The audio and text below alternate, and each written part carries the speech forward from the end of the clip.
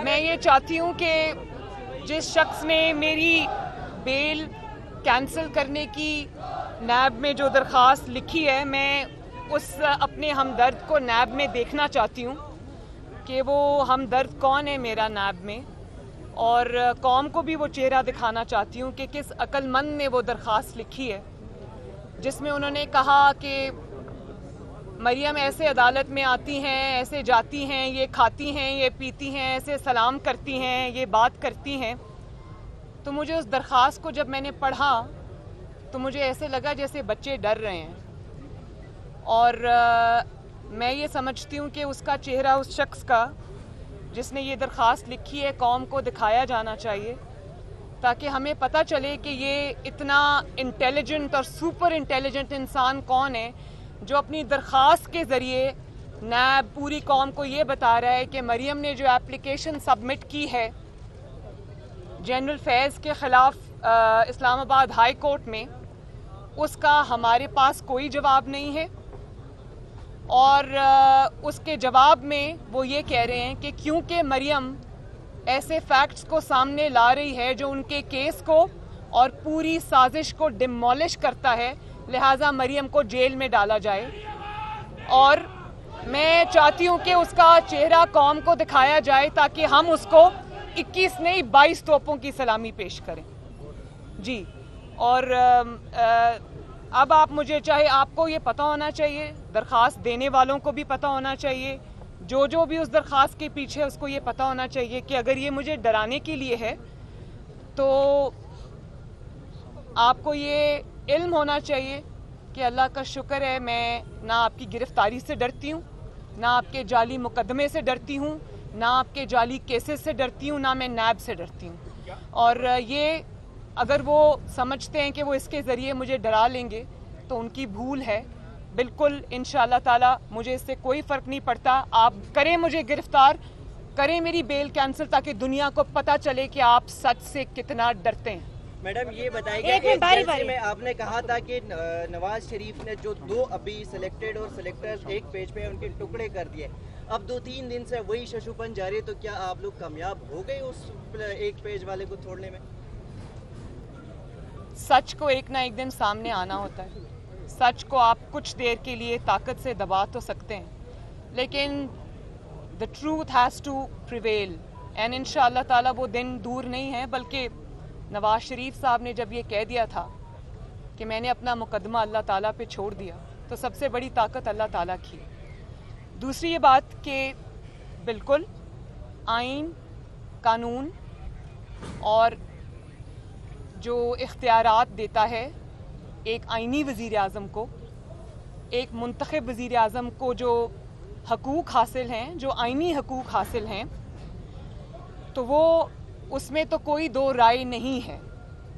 ایک منتخب اور آئینی وزیر اعظم کو جو حقوق حاصل ہیں، جو آئین اس کو اختیارات دیتا ہے، اس میں کوئی دو رائے نہیں ہے۔ لیکن جس شخص کی یہاں بات ہو رہی ہے، عمران خان صاحب، نہ وہ آئینی وزیر اعظم ہیں، نہ وہ منتخب وزیر اعظم ہیں، بلکہ وہ ایک ایسے شخص ہیں جو نواز شریف کے مینڈیٹ پہ ڈاکہ ڈال کر آج وزیر اعظم کی کرسی پہ قابض ہے۔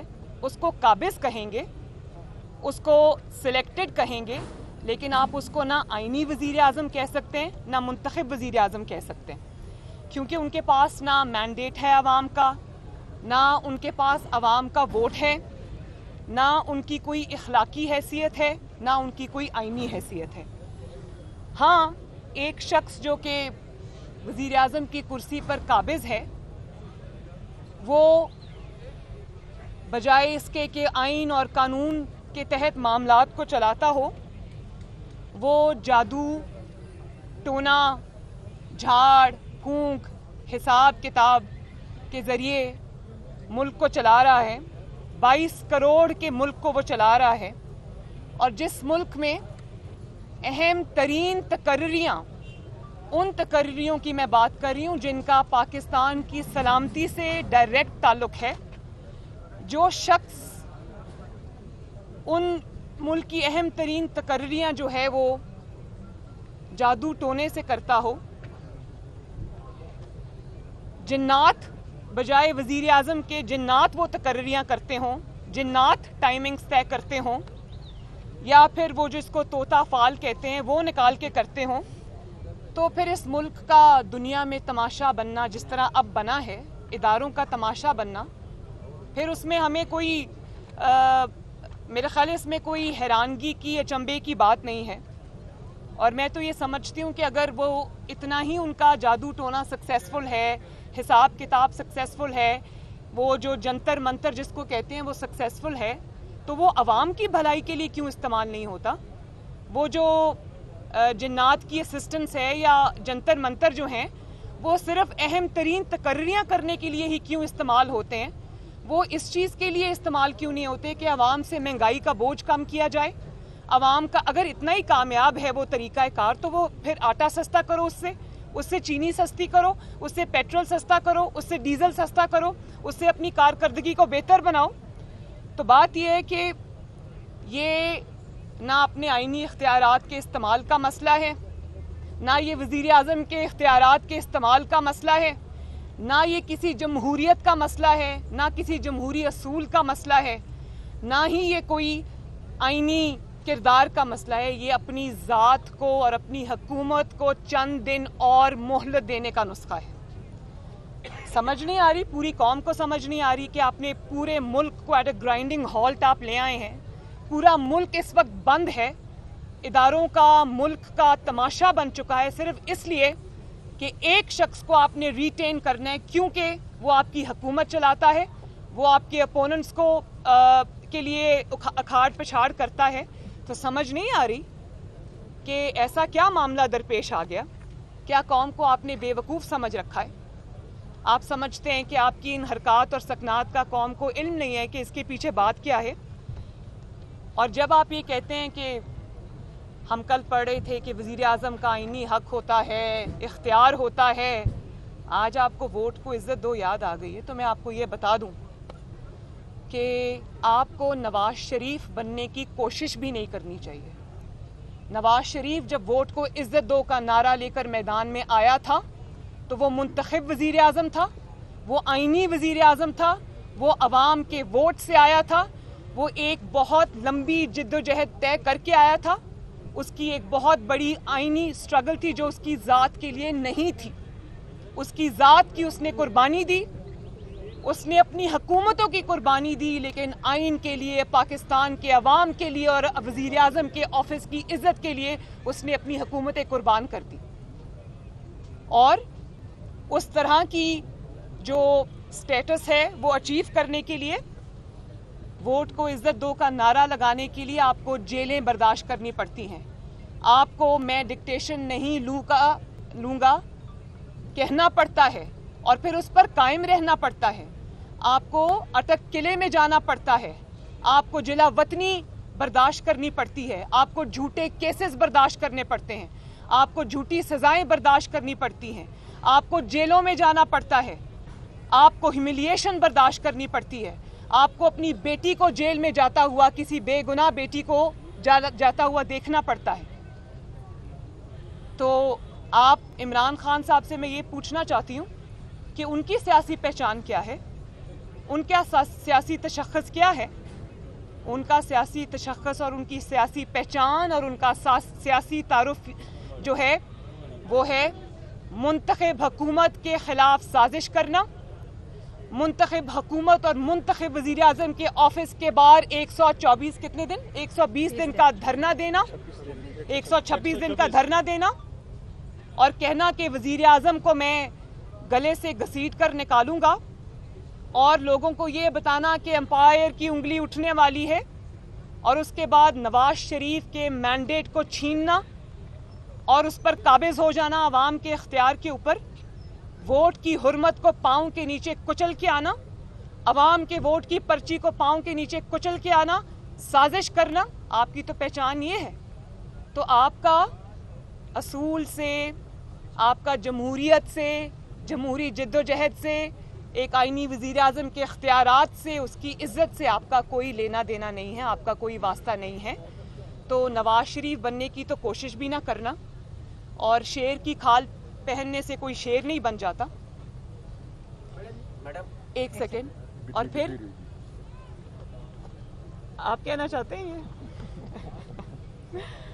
तो बात ये है कि आपकी जो पूरी सियासी जिद्दोजहद है पिछले 8-10 साल की, वो जमहूरियत के ख़िलाफ़ साजिश से इबारत है। और अगर आप ये समझते हैं कि आज आप बदतरीन, नालायकी, नाअहली, करप्शन स्कैंडल्स के बाद अगर आपको ये अपनी फेस सेविंग नज़र आ रही है कि आप इसमें सियासी शहीद बन जाएंगे, तो ये ना होगा इंशाअल्लाह ताला, ना अवाम ये होने देगी, ना हम ये होने देंगे। आपको अवाम के ऊपर आपने पिछले 4 साल में जो मज़ालिम ढाए हैं, आपको उसका जवाब देना पड़ेगा। आपको अवाम के वोट को कुचलने का जवाब देना पड़ेगा।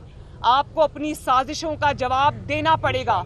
आपको इतने बड़े बड़े नालायकी के, नाअहली के, करप्शन के स्कैंडल्स का जवाब देना पड़ेगा। आपको पाकिस्तान को तारीखी कर्जों के बोझ के नीचे दबाने का जवाब देना पड़ेगा। आपको उन तारीखी कर्जों के बावजूद पाकिस्तान में एक ईंट, एक प्रोजेक्ट ना लगाने का जवाब देना पड़ेगा। आपको पाकिस्तान में 22 करोड़ अवाम के ऊपर महंगाई, लाकानूनियत का अजाब लाने का जवाब आपको देना पड़ेगा। आपको जवाब देना पड़ेगा कि इस वक्त इस मुल्क में हुकूमत नाम की कोई चीज़ नहीं है। आपको पूरी दुनिया में पाकिस्तान को रुस्वा करने का, बदनाम करने का जवाब आपको देना पड़ेगा। इसके जिम्मेदार आप हैं। और नवाज शरीफ साहब जब अवाम की खातिर वोट को इज्जत दो का नारा लगाकर पाकिस्तान में निकले थे, अब अवाम के अंदर निकले थे, तो उनके नारे को पजीराई इसलिए मिली थी कि उनके पीछे एक स्ट्रगल थी और कारकर्दगी थी जिसमें 5.8 पे ग्रोथ थी। दुनिया में पाकिस्तान का नाम हो रहा था, सीपेक आ रहा था, मुल्क तरक्की कर रहा था। तो आपके पास तो ये सब नहीं है। और अगर आप इस बदतरीन कारकर्दगी को छुपाने के लिए इस वक्त कोई ऐसा नारा नवाज शरीफ की तकलीद में लगाना चाहते हैं, तो आई एम सॉरी, ये अब नहीं चलेगा इंशाल्लाह। मतीउल्लाह साहब, एक मिनट मतीउल्लाह, एक सेकंड, ऐसे नहीं।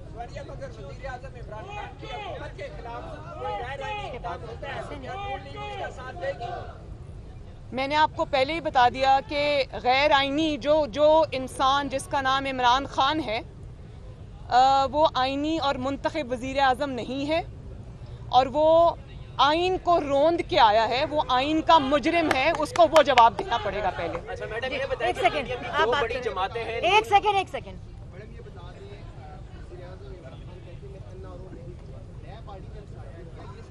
मैं मतीउल्लाह जान साहब आपकी बात में थोड़ा ऐड भी करना चाहूँगी कि ना सिर्फ ये कि मुस्लिम लीग नून की जो जिद्दोजहद रही है वो इमरान खान जैसे शख्स के ख़िलाफ़ है, बल्कि अब मुस्लिम लीग नून अवाम के साथ मिलकर ये जिद्दोजहद करना चाहती है कि आइंदा कोई शख्स भी इमरान खान की तरह मोहरा बनकर सामने ना आए और इस किस्म की डेमोक्रेसी से, जिसको डेमोक्रेसी का चेहरा बताया जाता है, उससे अवाम को हमेशा के लिए निजात मिले।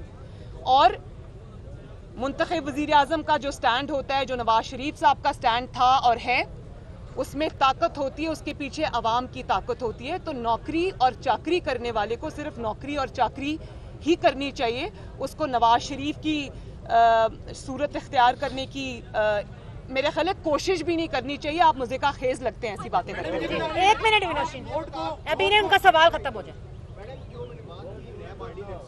क्या आप नैब ऑर्डिनेंस को सुप्रीम कोर्ट में चैलेंज करेंगे, और अगर शहबाज शरीफ ने से इस्तीफा कर लिया, आपकी हिकमत अमली क्या होगी? ये मैं पार्टी इसका जवाब देगी। जी आप अच्छा मैडम, ये बताएं एक कि पीटीएम की 2 बड़ी जमातें हैं, नून लीग और जीआईआई, वोट कारवान के मामले पे इख्तलाफात हैं, जिसपे नून लीग की नहीं, कोई इख्तलाफ नहीं है, कोई इख्तलाफ नहीं है, सिर्फ फाइनल फैसले का इंतज़ार है। पीडीएम में अब जितनी भी जमातें शामिल हैं सब एक एजेंडे पे हैं, किसी का कोई इख्तलाफ नहीं। जी कयूम सदीकी साहब, एक सेकंड, कयूम सदीकी साहब, एक सेकंड, ऐसे नहीं कयूम सदीकी साहब आप बात करें, ऐसे नहीं हो सकता भाई, एक मिनट चले आप कयूम सदीकी साहब आप बात करें। जो एजेंसी खुफिया हो और उसके मामलात चौक चौराहे में जेरे बहस आने लग जाएं, इससे पाकिस्तान की किस कदर सुर्खी देखते हैं आप? जब आप जिन्नात के जरिए ये सब कुछ करेंगे तो फिर तो यही होगा। कयूम सदीकी साहब बात करें। آج آپ کے وکیل جو ہیں عرفان قادر صاحب، انہوں نے نیب سے یہ کہا کہ وہ ڈاکومنٹ دکھا دیجیے جس سے مریم نواز بینیفیشل اونر ثابت ہوتی ہے، لیکن آپ کی جو گزشتہ درخواست تھی جس میں جنرل فیض کا ذکر تھا پولیٹیکل انجینئرنگ کا، اس پر انہوں نے کچھ بھی کہنے سے اعتراض کیا ہے. یہ مصالحت ہے یا لیگل حکمت عملی؟ میرا خیال ہے کہ میری درخواست جو ہے وہ اس میں کوئی ایمبیگوٹی نہیں ہے، اس میں نے کھول کے ایک چیز بیان کر دی ہے.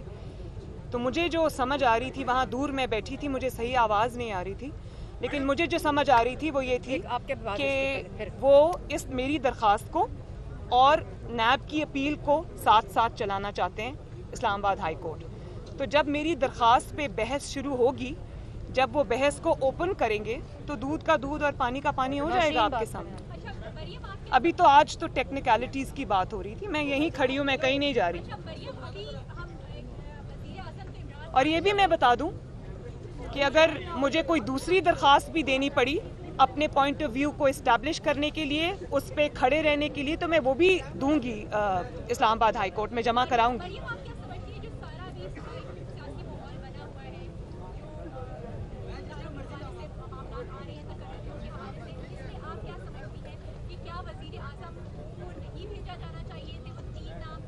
میں نے آپ کو اس کا جواب دے دیا ہے نوشین، میں نے آپ کو دے دیا ہے کہ یہ اگر اپنے آپ کو حکومت اپنی بچانے کے لیے ہو رہا ہے، اور اگر آپ کی ٹائمنگ اوپر نیچے ہو رہی ہے کیونکہ جنات کچھ کہہ رہے ہیں اور آپ کا حساب کتاب کچھ کہہ رہا ہے، تو ایسے لوگوں پہ سمجھ نہیں آتی کہ انسان ہنسے یا روئے کہ یہ کوئی چھوٹا ملک نہیں ہے، یہ 22 کروڑ عوام کا ملک ہے، اور 22 کروڑ عوام کی قسمت کا فیصلہ اس ملک کے اندر جو سب سے زیادہ وائٹل اور امپورٹنٹ فیصلے ہیں، اگر وہ اس قسم کے طریقوں سے ہوں گے تو اس ملک کا اللہ حافظ ہے. آپ بات کر رہی ہیں ایک ہفتے سے کہاں بتا رہے کہ سربراہی کا جو معاملہ ہے وہ اٹکا ہوا ہے، اس پر آپ عمران خان کے موقف کی حمایت کریں گے؟ میں نے جو بات کرنی تھی میں نے کر دی. آپ بات کریں. آپ نے جو بات کی پولیٹیکل انجینئرنگ کی، یہ 2016 میں ہوئی، آپ 5 سال بعد اس معاملے کو ہائی کورٹ میں لے کے آئیے. میڈم 5 سال کے انتظار آپ نے کیوں کیا؟